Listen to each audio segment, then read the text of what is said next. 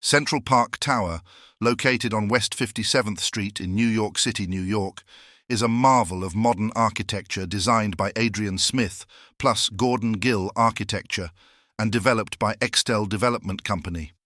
Completed in 2020 after construction began in 2014, this towering structure stands at a staggering height of 1,550 feet, 472 meters, and consists of 98 stories, making it the tallest residential building in the world and the second tallest building in the United States, just behind One World Trade Center.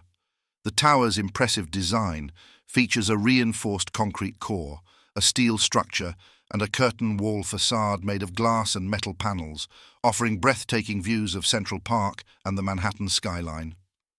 Primarily serving as a luxury residential building, Central Park Tower also includes retail space and offers a range of high-end amenities such as a fitness center, indoor and outdoor swimming pools, a private dining room, a grand ballroom, and a cigar bar.